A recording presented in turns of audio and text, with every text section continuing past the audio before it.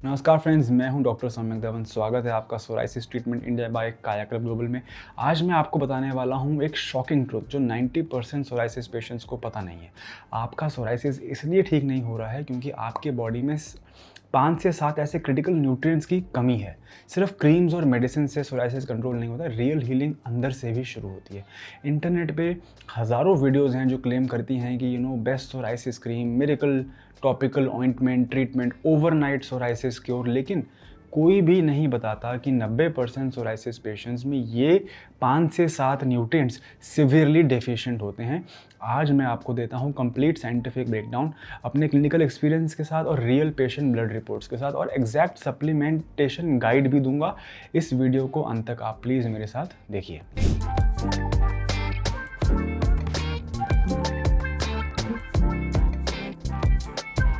आइए बात करते हैं ऐसे क्या 5 से 7 क्रिटिकल न्यूट्रिएंट्स हैं और उनकी एग्जैक्ट डेफिशिएंसी लेवल्स क्या हैं। ब्लड टेस्ट पैरामीटर समझते हैं, क्या चेक करवाना है।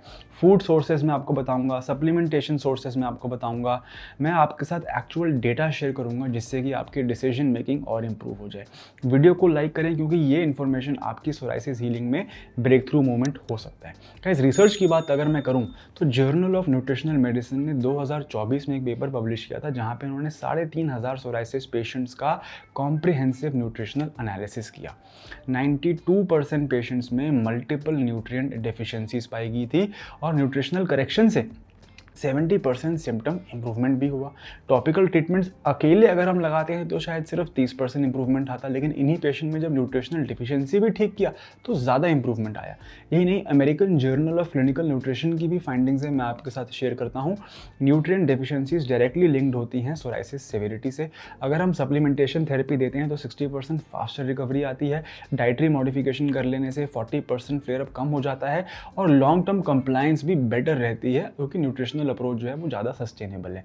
अब क्यों डॉक्टर्स इस बारे में नहीं बताते हैं, मैं आपको मेडिकल सिस्टम की थोड़ी प्रॉब्लम शेयर करूंगा। नंबर 1 ये है कि देखिए, हमारा मेनली फोकस थोड़ा सा सिम्टोमेटिक मैनेजमेंट पे भी रहता है, राइट। फार्मा अप्रोच भी रहती है, कहीं ना कहीं एक एक्सपेंसिव मेडिकेशन प्रिस्क्राइब कर दें पेशेंट्स को। न्यूट्रिशनल एजुकेशन जो है वो MBBS कॉलेजेस में उतनी ज़्यादा नहीं है और पेशेंट्स भी जो हैं वो क्विक फिक्सेस प्रेफर करते हैं लॉन्ग टर्म हीलिंग की बजाय। तो अगर मैं न्यूट्रिशनल अप्रोच की एडवांटेजेस आपके साथ शेयर करूं तो वो ये है कि it addresses the root cause of the inflammation, sustainable है, लॉन्ग टर्म रिजल्ट्स हमें मिल रहे हैं, it improves the overall health. सिर्फ सोराइसिस की ही नहीं, हमें ओवरऑल हेल्थ भी हमारी इंप्रूव हो रही है और कॉस्ट इफेक्टिव भी है, राइट। गाइस, शुरू करते हैं वीडियो को और बात करते हैं डेफिशिएंसी नंबर 1, वो है vitamin D3, the sunshine vitamin. Guys, research evidence ये बताता है कि इंटरनेशनल जर्नल ऑफ डर्मेटोलॉजी में पब्लिश हुआ और उन्होंने ये बताया कि 85% सोराइसिस पेशेंट्स को विटामिन D की डेफिशिएंसी होती है और ब्रिटिश जर्नल ऑफ डर्मेटोलॉजी में भी ये प्रूव हुआ कि विटामिन D सप्लीमेंटेशन से 65% इंप्रूवमेंट आई है, राइट। अब आखिर इस डेफिशिएंसी से होता क्या है विटामिन D की, वो जानना बहुत ज़रूरी है। नंबर 1, आपकी जो प्लाक्स हैं, जो पपड़ी है वो थिक हो जाती है, ज़्यादा स्केली होती है, हीलिंग स्लो हो जाती है, फ्लेयर अप ज़्यादा जल्दी आ सकते हैं, जॉइंट पेन ज़्यादा हो सकता है सोराइटिक आर्थराइटिस केसेस में। अब मैं आपको बताऊंगा कि क्या फूड सोर्सेज हैं विटामिन D के लिए। नंबर 1 है फैटी फिश, जैसे कि सैल्मन, सार्डीन्स, इनमें अच्छी मात्रा में विटामिन D मिलता है। एग योक्स में अच्छी मात्रा में विटामिन D मिलता है और यही नहीं, फोर्टिफाइड मिल्क, ऑफ कोर्स उसमें बहुत अच्छी मात्रा में विटामिन D मिलता है। सेकंड डेफिशिएंसी की मैं बात करता हूँ, वो है ओमेगा 3 फैटी एसिड्स, और इसकी डेफिशिएंसी से क्या साइन होते हैं वो भी बताता हूँ। Dry flaky skin all over the body, increase inflammation और रेडनेस, लाली ज़्यादा आएगी, वूंड की हीलिंग स्लो हो जाएगी और डिप्रेशन और मूड स्विंग भी रहते हैं ओमेगा 3 फैटी एसिड की कमी की वजह से। इसको आप कैसे काउंटरैक्ट कर सकते हैं? वाइल्ड सालमन में मिलता है, सार्डीन्स में मिलता है, फ्लैक्स सीड जो कि एक बहुत ही अच्छा वेजिटेरियन सोर्स है हमारे ओमेगा 3 फैटी एसिड का, अखरोट यानी कि वॉलनट एक बहुत अच्छा सोर्स है हमारे ओमेगा 3 फैटी एसिड्स का।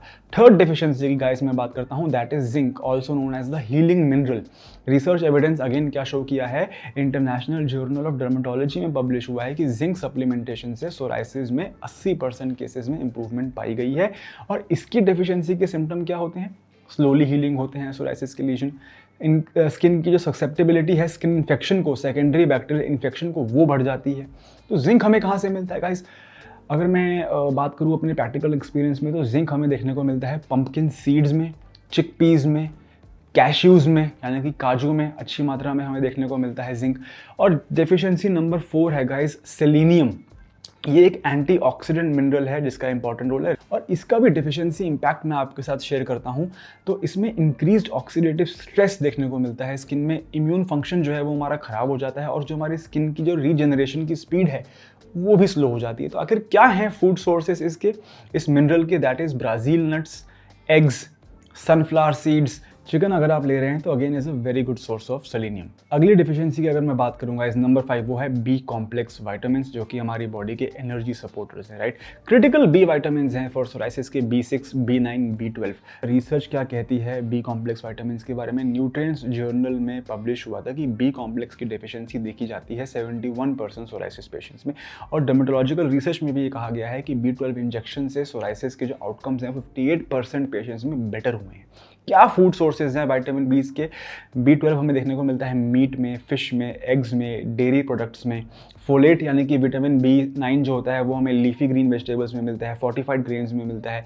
विटामिन B6 अगेन हमको फिश में मिल रहा है, पोटैटोज में मिल रहा है, चिकन में मिल रहा है, चिक पीस में मिल रहा है। गाइस, आगे अगर मैं वीडियो को लेके जाऊँ और बात करूँ अगले डेफिशिएंट मिनरल की, दैट इज़ मैग्नीशियम। अब मैग्नीशियम का रोल क्या है सोराइसिस में वो भी समझ लेते हैं। ये स्ट्रेस रिस्पांस में हेल्प करता है, इन्फ्लेमेशन कंट्रोल करता है। ये हमारे ज़्यादातर 60% बोन्स में मिलता है और 40% हमारे सॉफ्ट टिश्यूज़ में मिलता है।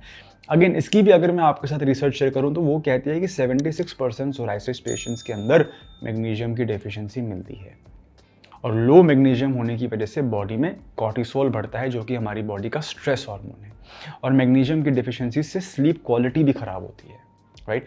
और अगर मैग्नीशियम ना हो तो CRP लेवल भी हमारी बॉडी में कम हो जाते हैं। इसकी डेफिशिएंसी के सिम्टम दिखाई कैसे देते हैं? बॉडी का स्ट्रेस बढ़ता है, एंग्जाइटी बढ़ती है, स्लीप खराब रहती है, मसल क्रैम्प्स मिलते हैं, मस्कुलर टेंशन रहता है, सोराइसिस के फ्लेयरअप्स भी आते हैं स्ट्रेस के दौरान, राइट। तो ऑप्टिमम मैग्नीशियम लेवल्स क्या हैं गाइस? नॉर्मल मैग्नीशियम लेवल्स हैं 1.7 to 2 मिलीग्राम पर डेसीलीटर ऑफ ब्लड। लेकिन अगर मैं बात करूं कि क्या वो फूड सोर्सेज है जिसमें आपको आराम से मैग्नीशियम मिल सकता है, that is dark leafy green vegetables, बादाम, एवोकाडो, डार्क चॉकलेट, पंपकिन के बीज, इन सब में हमें अच्छी मात्रा में मैग्नीशियम मिल सकता है। गाइस, ये थी आज की वीडियो। उम्मीद करता हूं जो मैंने 7 ऐसी क्रिटिकल विटामिन्स और मिनरल्स के बारे में आपको बताया जिसका रोल है सोराइसिस की मैनेजमेंट में। आप कमेंट्स में मुझे बताएं कि क्या आपने कभी अपने न्यूट्रिएंट लेवल्स चेक करवाए हैं, कौन से सिम्टम्स आप में मैच कर रहे हैं, आप कितने समय से सोराइसिस ट्रीटमेंट ट्राई कर रहे हैं। सक्सेस स्टोरी शेयर करें, आपके रिजल्ट्स हज़ारों सोराइसिस पेशेंट्स के लिए लाइफ चेंजर हो सकते हैं। अगर आपको वीडियो हेल्पफुल लगी हो तो लाइक और शेयर करें, क्योंकि न्यूट्रिशनल हीलिंग का ये साइंस बेस्ड अप्रोच सबको बेनिफिट करेगा। सब्सक्राइब करें psoriasis treatment India by Kaya club global को for more evidence based root cause focus psoriasis solutions. And remember guys, supplements अगर हों, टेस्टिंग प्रॉपर हो, कंसिस्टेंसी प्रॉपर रहे और टाइम दिया जाए तो रियल हीलिंग देखने को मिल सकती है। आपकी जर्नी यहाँ शुरू होती है। Subscribe now.